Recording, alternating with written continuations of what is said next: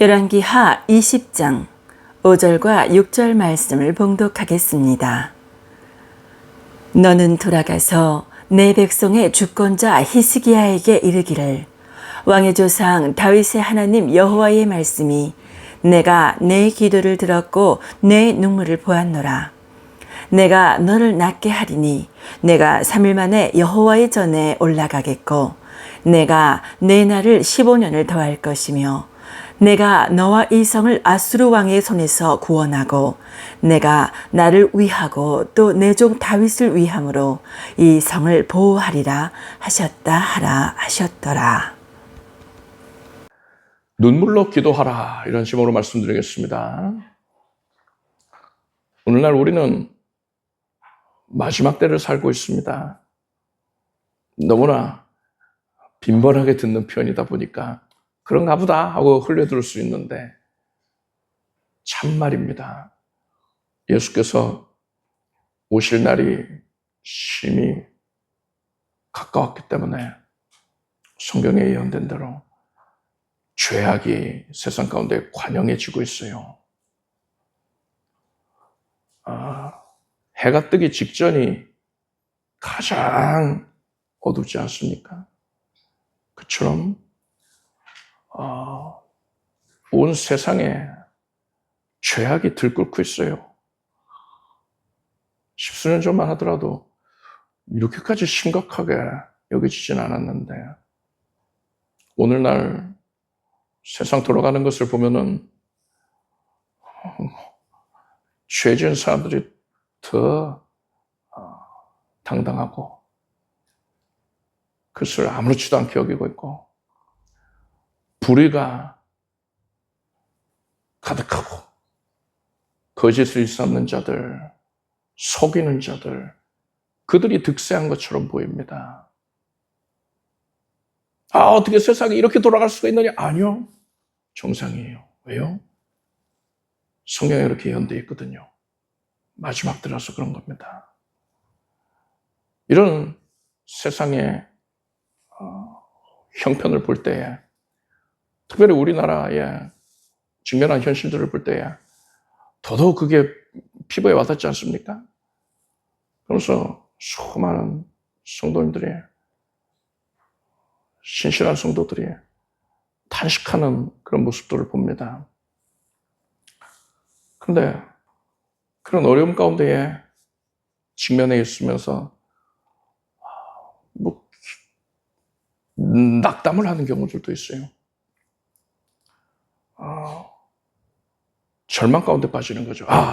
기대했다가 안 됐구나. 기대했다가 안 됐구나. 그러니까 뒤로 물러나 침륜에 빠져버리는 겁니다. 이러면 안 돼요. 그건 전혀 신앙적으로 도움되지 않습니다. 기본적으로 전제를 깔고 있어야 돼요. 마지막 때가 임하였으니 예수님의 재림이 임박할수록 죄악이 더 지독해진다. 그 흉악한 죄악의 냄새들에 그것을 행하는 자들이 더 극심해진다. 이걸 알아야 돼요. 그 상태에서 우리는 절대로 낙담할 것이 아니라 하나님께서 원하시는 모습을 보이게 힘쓰면 됩니다. 사망의 음침한 골짜기를 지날 때에 하나님께서 우리에게 원하시는 모습이 뭐겠어요? 하나님을 더 신뢰하고 의지해서 주님께 더 가까이 하는 것입니다. 하나님이 그 모습을 우리에게 기대하시기 때문에 우리에게 때로는 가시밭길을 지나게도 하시는 것입니다. 그래서 우리는요, 어려운 상황 가운데에 긴급하고 위급한 상황 가운데 직면하게 되었으면요, 더 절실한 마음으로 하나님을 섬기기에 집중하면 되는 겁니다. 물론 다른 어떤 구체적인 행동을 하지 말라, 이게 아닙니다. 구체적으로 어떤 액션을 취할 수 있어요. 뜻을 모아서 그것을 적극적으로 피력할 수도 있고 다양한 방법들이 있을 것입니다. 그것 자체가 문제라는 게 아니고요. 중요한 게 뭐냐? 하나님이 원하시는 바, 우리가 어려움에 처할수록, 위기 상황에 처할수록 더 하나님께 진실된 예배를 드리게 힘쓰고 하나님의 말씀을 더 간절히 사모하고 기도에 전념해야 되는 거예요. 그런 모습을 원하시는 거거든요. 그러함 가운데에 그렇게 하나님을 성실하게 더 절실하게 섬기는 가운데에 하나님께서 깨닫게 하시고 감동을 주셔서 어떤 행함을 하는 것, 발걸음을 내딛는 것, 그런 발걸음은 하나님께서 반드시 복되게 해주십니다. 그런데 그것이 아니라 지금 무슨 기도할 때야? 지금 무슨 예배할 때야? 그게 아니라 그 행동하지 않는 믿음은 죽은 믿음이잖아 하면서 성급하게 나서가지고 어떤 행함에 집중한다면 그게 행함 자체가 잘못된 게 아니라 동기를 얘기하는 겁니다. 그 마음의 근간을 얘기하는 거예요. 하나님을 성실하게 전념으로 섬기는 가운데 하나님께서 이끌어내셔서 하나님께서 감동을 주셔서 행하는 것, 그것은 참으로 복된 것이지만은 그러한 근간이 이루어지지 아니하고 그저 문제가 직면했으니까 이런 행동을 해야 돼, 저런 행동을 해야 돼, 세상적인 그런 방법들을 취한다는 것은 그것은 인본적인 겁니다. 그것은 이 마지막 때에 하나님께서 우리에게 원하시는 모습이 전혀 아니란 말입니다. 그래서 여러분,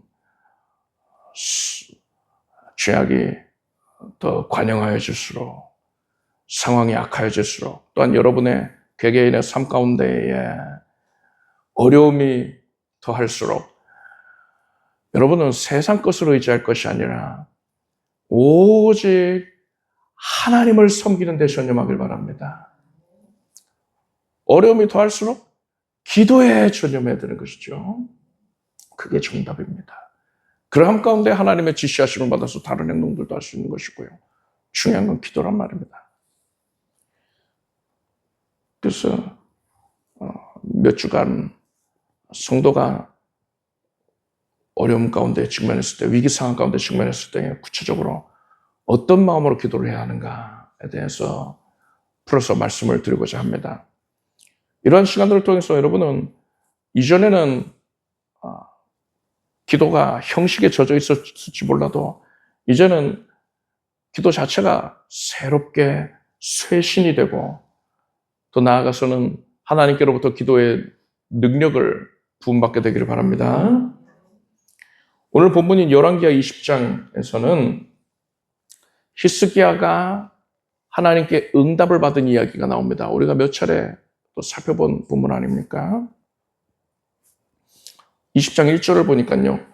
그때 히스기야가 병들어 죽게 되매 아모스의 아들 선지자 이사야가 저에게 나와서 이르되 여호와의 말씀이 너는 집을 처치하라 네가 죽고 살지 못하리라 하셨나이다 하면서요. 히스기야에게 이 말씀은 청천벽력과도 같았을 것입니다. 이때 히스기야의 나이가 겨우 39이었어요. 그리고 아직 대를 이을 아들이 없었습니다. 그러니까 왕자가 없었어요. 유다 나라는 또한 안팎으로 큰 위기에 직면해 있었습니다. 그런 상황에서 하나님의 선지자 이사야가 찾아온 겁니다. 히스기야는 지금 또 중병에 들어있었거든요. 그런데 하나님의 선지자가 찾아왔으니까 히스기야가 하나님을 성실하게 그동안 섬겼거든요. 남유다 나라의 3대 선왕이 여호사밧, 히스기야, 요시야 왕이 있는데 그 중에 한 명이 히스기야예요. 히스기야가 종교개혁을 대대적으로 실시하고 백성들을 하나님을 잘 섬기도록 그렇게 인도했습니다. 그렇게 신실한 왕인데 그가 중병에 들어있었단 말이에요. 근데 하나님의 명을 받아서 선지자가 왕을 찾아온 것입니다. 기대했을 거예요. 히스기야는. 하나님의 선지자가 날 찾아왔다고? 하나님께서 나를 고쳐주시려는가? 기대했을 겁니다. 그런데 히스기야가 뭐라고 했습니까? 이사야가 뭐라고 한 것입니까? 당신은 곧 죽을 것이니까 유언을 남기십시오. 한 거예요. 이 말씀은 참 청천벽력 같죠. 엎친 데 덮친 격인 겁니다. 울고 싶은데 뺨 맞은 격이 되는 거예요. 이것이 히스기야가 처한 현실이었고요. 또한 우리도 다를 바가 없습니다. 마찬가지예요. 우리 앞에도 때로는 이처럼 막막한 현실이 펼쳐지기도 합니다. 병마가 찾아오기도 하고, 경제적으로 큰 어려움을 겪기도 하고, 가정과 사업이 흔들리고, 직장이 흔들리기도 합니다. 자녀 문제로 밤잠을 설치기도 하고요. 이 모든 문제가 각각 따로따로 찾아오는 게 아니라 중첩돼가지고 정신 차릴 겨를도 없이 찾아오기도 한단 말이죠. 그러다가 문제 해결을 위해서 간절하게 기도를 했는데도 불구하고 응답이 오질 않아서 영적으로 크게 지쳐 있을 수도 있는 것입니다. 이런 현실에 직면했을 때 우리는 어떻게 해야 되는 겁니까? 히스기야는요, 이런 절박한 현실 앞에서 대단히 중요한 선택을 했습니다. 2절과 3절을 보니까 히스기야가 낯을 벽으로 향하고 여호와께 기도하여 가로되 여호와여 구하오니 내가 진실로 전심으로 주 앞에 행하며 주의 보시기에 선하게 행한 것을 기억하옵소서 하고 심히 통곡하더라 했습니다. 히스기야가 한 첫 번째 행동은 얼굴을 벽으로 향하는 것이었습니다. 얼굴을 벽으로 향하는 게 무슨 의미입니까? 세상의 방법들에 대하여서 등을 돌리겠다는 것입니다. 히스기야는요, 자기가 죽을 거라는 말 듣고서는요, 유명한 의사들, 실력 있는 의사들을 찾지 않았습니다. 신하들을 불러서 이거 어떡하냐 대책회의를 하지도 않았어요. 이웃 나라들의 도움을 요청하지도 않았습니다. 히스기야는 세상을 향하였던 자신의 마음을, 사람을 향하였던 자기 마음을 이젠 자기 얼굴을 돌려가지고서는 오직 하나님만 바라보고 있었던 것입니다. 여러분, 참으로 절박한 상황이 찾아왔을 때 내가 제일 먼저 하는 게 뭡니까? 대부분의 경우에는요, 사람을 찾아요. 도움이 될 만한 사람을 떠올리고, 그분을 찾아가 볼까? 전화를 해볼까? 조언을 구해봐야겠구나. 이런 생각들을 하잖아요. 물론 사람의 도움이 필요할 때도 있지요. 그렇지만 히스기야는 가장 먼저 어떻게 했습니까? 하나님을 찾았어요. 그의 얼굴은 하나님만을 바라보았습니다. 하나님께만 향했어요. 이게 잘한 겁니다. 여러분 생각해 보십시오. 하나님의 입장에서 생각해 보세요. 사람이 이것저것 다 해보다가 안 되니까 그제서야 지푸라기라도 잡는 심정으로 하나님을 찾는 자, 그런 사람이 있고, 처음부터 그 위기 상황에 직면했을 때 처음부터 오직 유일하신 나의 해결책은, 나의 구원은 하나님뿐입니다. 이것을 절대적으로 고백하면서 하나님께 달려나온 사람. 이 둘 중에 하나님께서 누구를 더 기뻐하시겠습니까? 누구를 더 귀하게 여기시겠어요? 당연히 처음부터 전적으로 하나님만 바라본 자인 것입니다. 여러분이 어떤 상황에 구체적으로 직면했는지 그것과 관계없이요, 절대적으로, 최우선적으로 하나님만을 찾기를 바랍니다. 이것이 신앙이에요. 이것이 바로 하나님께서 우리에게 원하시는 모습인 것입니다. 히스기야가 그런 위기 상황에서 보인 모습에서 또 우리가 주목해야 될 게 있습니다. 그것은 히스기야가 평소에 하던 기도대로 평범하게 일반적으로 기도한 게 아니었어요. 히스기야는요, 심히 통곡하였더라 이렇게 기록되어 있습니다. 평소에 하던 대로 형식적으로 그렇게 기도한 게 아니라, 마지못해서 기도한 게 아니라, 히스기야는 자신의 모든 것을 쏟아내어서 눈물로 하나님께 부르짖었던 것입니다. 여러분, 나의 모습은 어떻습니까? 오랫동안 동일한 기도 제목을 놓고서 그것을 붙들고 기도를 하다 보면은요, 어느 순간에 그 기도가 타성해졌게 됩니다. 타성해졌는다는 게 뭐냐? 공을 굴리면요, 공이 떼굴떼굴떼굴떼굴 잘 굴러가요. 마찰이 거의 없는 곳에서는요, 뭐 멈춰 세우지 않는 이상 계속 굴러갑니다. 별다른 힘을 들이지 않아도 굴러가요. 이런 것이 장점도 있죠. 그런데 신앙적으로 봤을 때에 단점도 있습니다. 별다른 노력을 하지 않는 거예요. 그냥 습관적으로 기도를 하는데 거기에 내 마음이 없는 거예요. 기도는 하고 있는데 기도를 안 하는 겁니다. 사실상 기도라고 부르기도 민망한 상태가 되어버리는 거예요.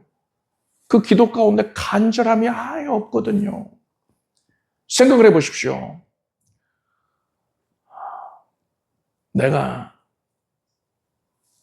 왕을 아련하게 됐습니다. 일생일대의 기회예요.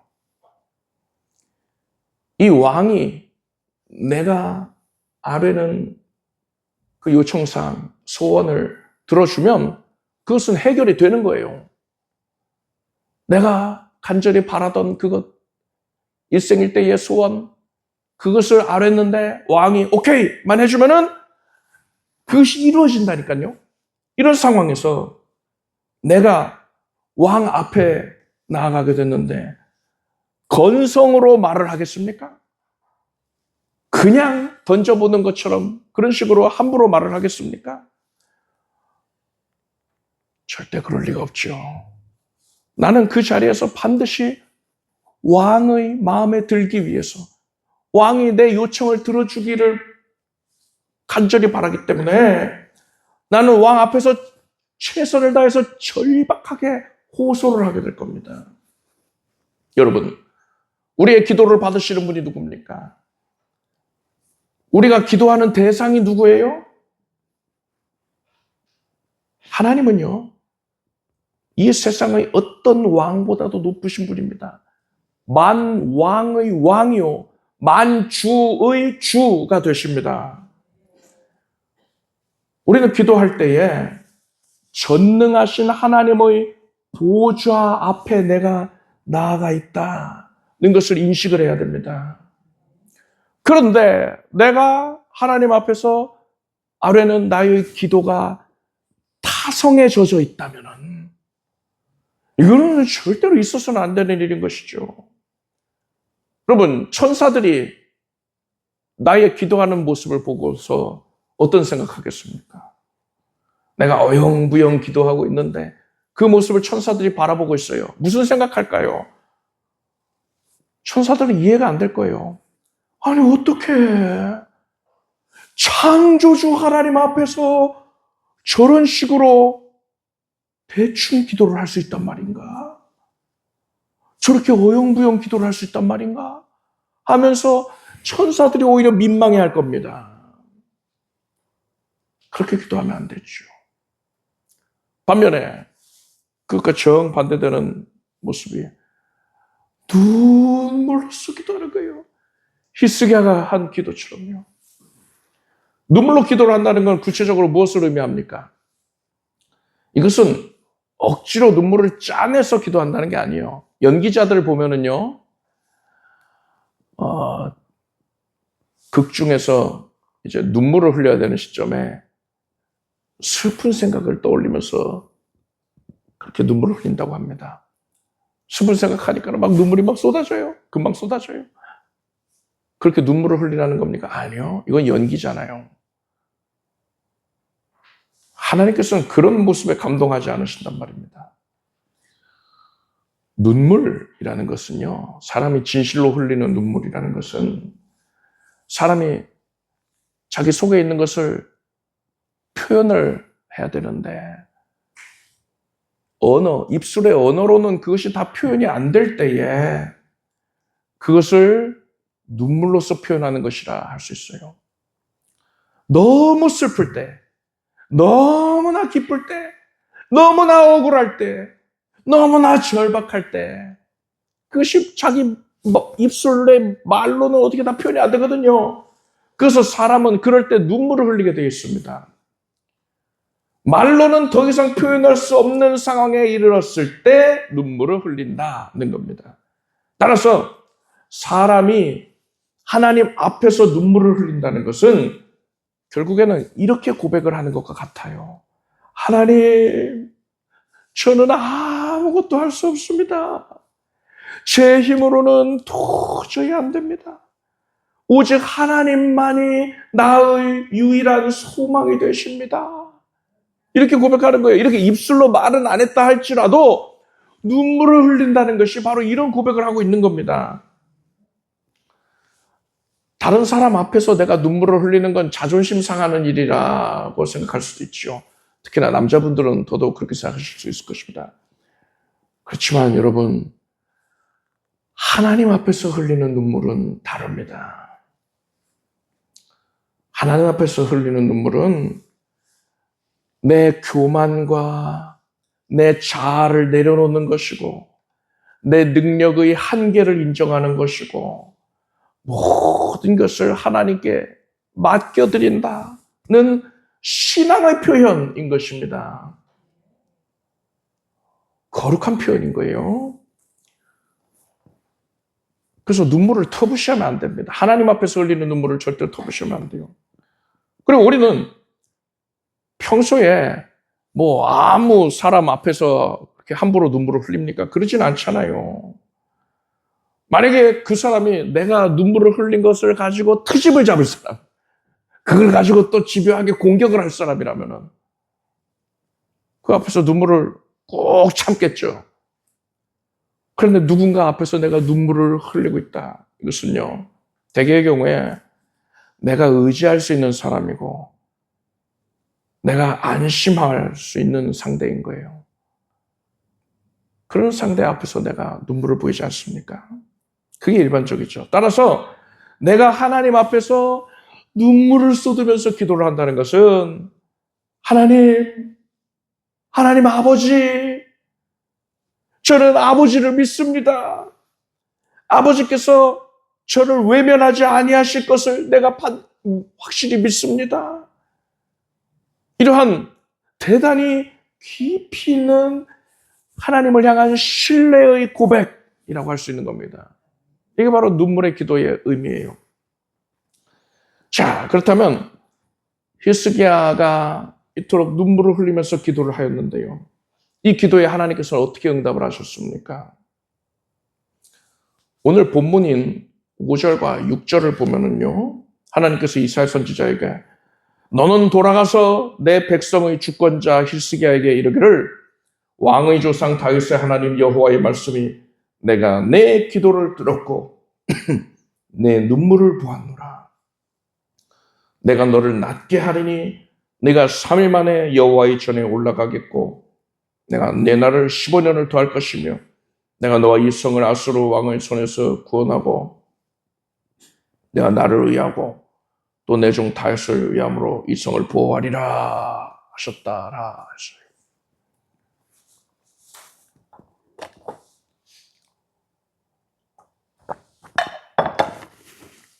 하나님의 이 말씀 가운데 우리가 절대로 놓쳐서는 안 될 부분이 있습니다.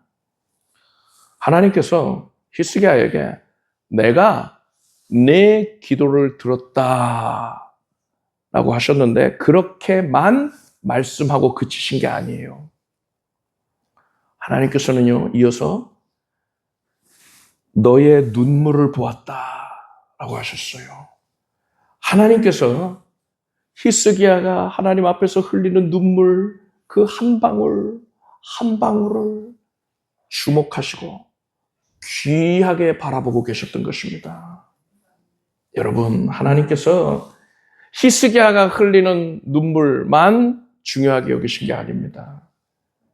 바로 지금 이 자리에서 오늘 이 순간에도 하나님께서는 여러분이 하나님 앞에서 흘리는 눈물을 귀하게 여기신다는 것을 믿으시기 바랍니다.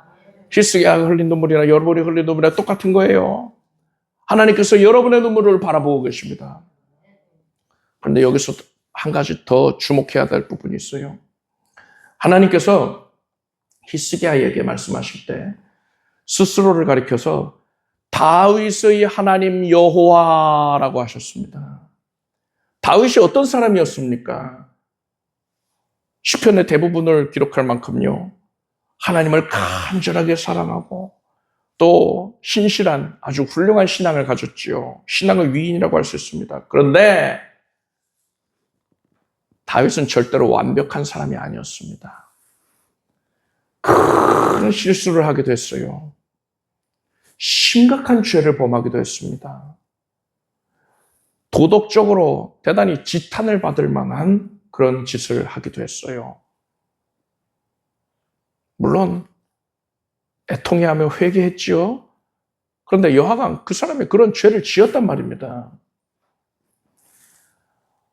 그렇게 다윗이 연약하고 부족하고 부정하였음에도 불구하고 하나님께서 다윗을 버리지 아니하셨고요. 다윗의 하나님이 되어주셨습니다. 심지어 하나님께서는 다윗의 자손을 통해서 메시아를 보내겠다라고 약속도 주셨어요.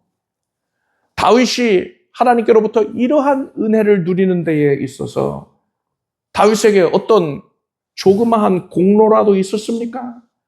내세울 것, 자랑할 것이 있었습니까? 없어요. 하나도 없어요. 다윗이 그럼에도 불구하고 이러한 막대한 은혜를 누릴 수 있었던 것은 하나님께서 선물로 주신 것이고 하나님의 긍휼히 여기심으로 말미암아 하나님의 용납해 주시는 은총으로 말미암아서 말 그대로 문자 그대로 은혜로 임한 것이었습니다. 따라서 하나님께서 히스기야에게 응답을 주시면서 스스로를 다윗의 하나님이라고 부르신 데에는 이러한 의미가 담겨 있는 겁니다. 나는 죄가 많고 부족한 다윗에게도 은혜를 베풀었던 하나님이다. 그리고 나는 지금 너에게도 옛적에 다윗에게 그러했듯이 동일한 은혜로 응답을 줄 것이다. 이것은 너의 공로 때문이 아니라 나의 은혜로 말미암은 것이다 하신 거예요. 여러분, 이것이 얼마나 큰 은혜가 되는, 위로가 되는 말씀입니까? 우리는 기도할 때에요, 문득 이런 생각이 들 때가 있어요. 내가 이렇게 열심히 기도를 하지만은 내가 지은 죄가 많은데, 얼마나 많은데 하나님이 내 기도를 들어주시겠느냐, 이런 생각이 들면은요, 나 스스로를 기도할 자격이 없다고 여기고 하나님께 가까이 나아가기를 주저하게 되는 것입니다. 그런데 여러분, 하나님은 어떤 분이십니까? 하나님은 공의의 심판자이시기 전에 아버지이십니다. 우리의 아버지가 되세요. 사랑과 긍휼이 참 풍성한 하나님이십니다. 하나님 아버지이십니다. 육신의 아버지가 자녀들을 사랑할 것인데 그 사랑은 그림자예요, 그림자. 예표란 말입니다. 하나님이 예표로 주신 거예요. 무엇의 예표입니까? 하나님 아버지께서 우리를 얼마나 사랑하시는지를 우리가 100만 분의 1, 1000만 분의 1만큼이라도 조금이라도 짐작을 할 수 있게 하기 위하여서 이 땅 가운데에 부모의 사랑을 조성해 두신 것입니다. 육신의 아버지가 자녀들을 사랑할진데 우리 하나님 아버지께서 우리를 얼마나 지극히 막대하게 사랑하시겠습니까?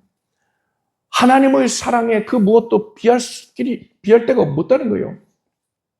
그런데 여러분, 자녀가 큰 잘못을 저질렀어요.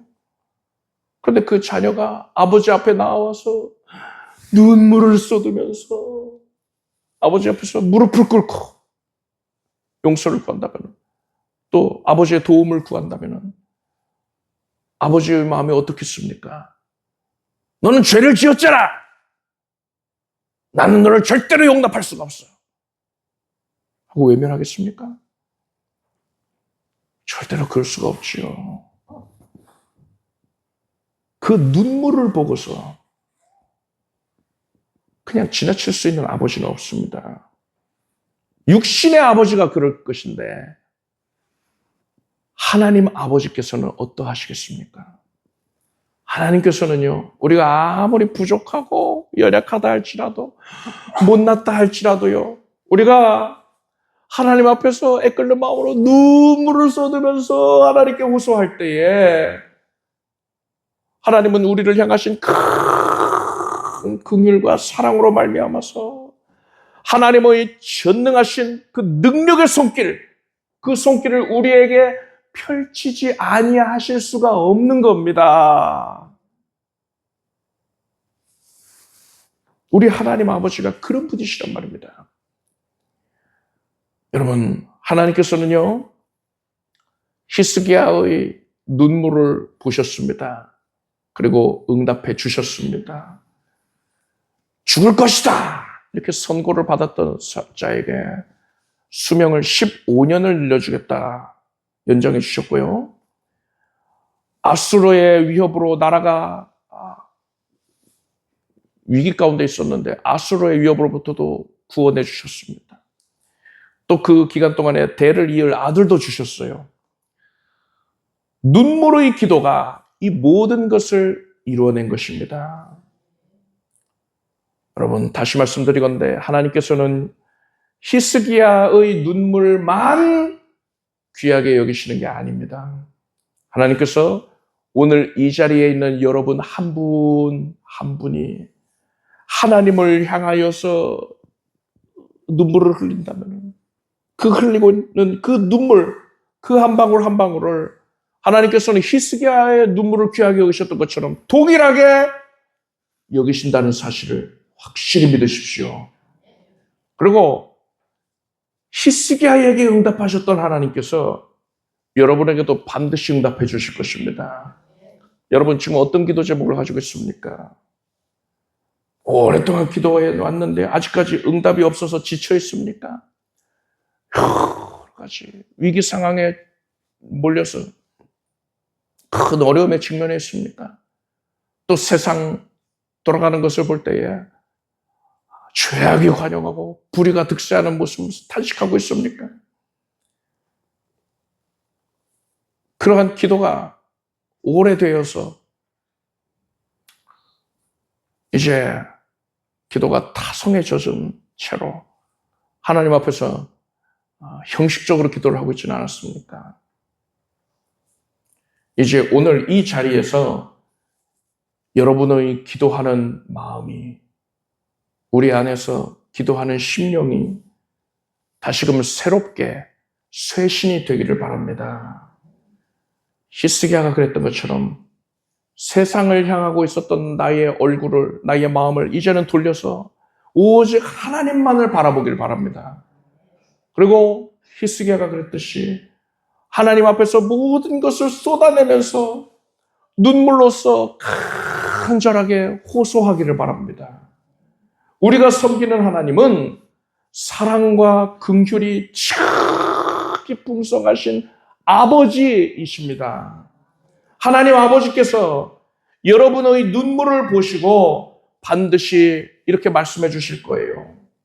내가 내 기도를 들었고 내 눈물을 보았노라. 내가 너에게 응답하리라. 하나님께 눈물로 간절하게 호소함으로써 하나님의 응답을 받아 누리는 여러분이 되기를 예수님의 이름으로 축복합니다. 기도하겠습니다. 하나님, 우리 안에서 타성에 젖어 기도하던 마음이 이제는 그것을 벗어버리고 신앙의 쇄신 있게 해 주시옵소서. 하나님 앞에 애끓는 눈물로써 간절하게 호소하게 하시고 그 수람이만 하나님의 긍휼을 여기심을 받아서 하나님의 전능하신 손길로 하나님께서 개입하시고 섭리해 주시는 것을 보게 하시옵소서. 우리의 삶이 변화가 될 것입니다. 우리의 처해 있는 상황과 환경과 형편이 변화가 될 것입니다. 마지막 때에 죄악이 관영하여지지만은 그 가운데에서 주의 백성들은 승리를 구가하게 될 것입니다. 하나님, 눈물의 기도를 통하여 이것이 이루어지게 하여 주시옵소서. 예수님의 이름으로 기도드립나이다. 아멘. 모두 자리에서 일어나십시오. 가슴에 손을 얹고 아픈 곳에 손을 얹고 기도하겠습니다. 하나님, 믿음으로 기도합니다. 하나님께서 우리를 불쌍히 여기셔서 은혜의 손길, 신유의 손길 내미시어서 고쳐주실 것을 믿습니다. 내 아버지께서 기꺼이 자녀들을 고쳐주십니다. 하나님께 구합니다. 성령을 부으소서. 아버지께서 구하는 자에게 성령을 주시지 않겠느냐 하셨으니 지금 우리가 성령 충만하고 성령의 감동 가운데에서 성령의 어루만지심으로 말미암아서 우리의 병든 마음이 고침받고 육신이 고침받고 삶 전체가 고침받게 해주시옵소서. 성령께서 우리를 붙들어 주소서. 악한 세상 가운데서 흔들리지 않게 하시고 그 가운데에 매몰되지 않게 하여 주시옵소서. 우리는 세상과 악한 시류에 엄히 구별이 되게 하옵시고 거룩함을 견지하게 하시고 오직 하나님께 눈물로 기도함으로써 하나님의 권능의 손길을 힘입어서 승리를 거두겠습니다. 하나님의 은혜가 지금 연약한 육신 위에 머물러 있으니 머리에서 발끝까지 정함을 입겠습니다. 하나님께서 나를 고치십니다. 믿습니다. 온몸 각 세포들이, 장기들이 예수 이름으로 깨끗하여질지어다. 뼈가 정하여질 것이고 골수가 윤택하여질 것이고 혈액이 정결하게 될지어다. 하나님께서 모든 수치들을 다 정상이 되게 하소서. 혈압이 정상이 됐고 혈당이 정상이 될 것이고 백혈구 수치가 정상이 되게 해주소서. 간 수치도 정상이 되게 하시고 하나님의 은혜로 몸의 모든 수치들이 다 정상이 되게 해주시옵소서.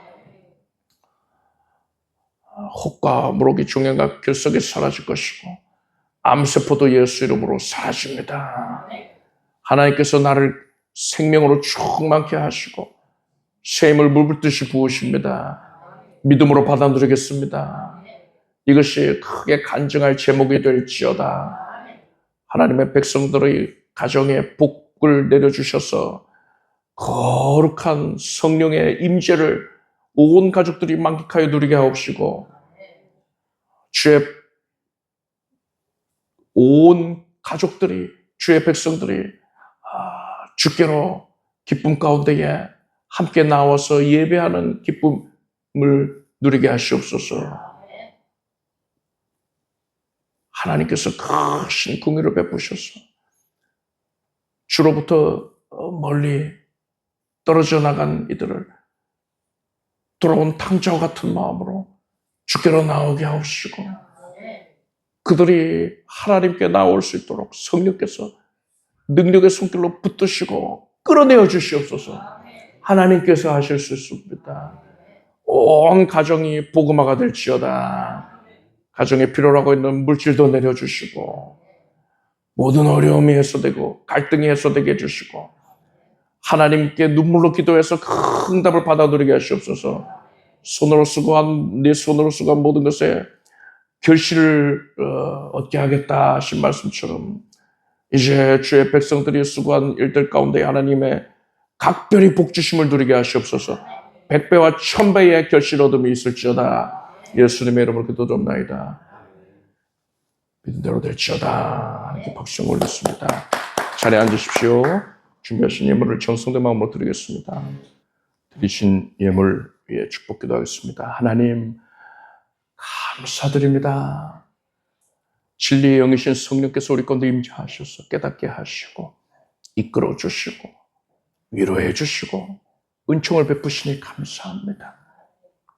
감사의 마음으로 기뻐하며 자원하는 심령으로 예물을 올립니다.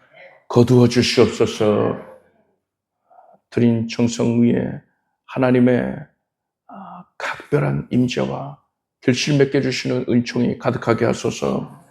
예수님의 이름으로 기도드립나이다. 우리 주 예수 그리스도의 무한하신 은혜와 하나님 아버지의 사랑과 성령님의 교통하심이 거룩한 주일 예배에 믿음과 정성으로 함께한 사랑하는 성도들 위해 영원토록 함께 없시기를 축원합니다.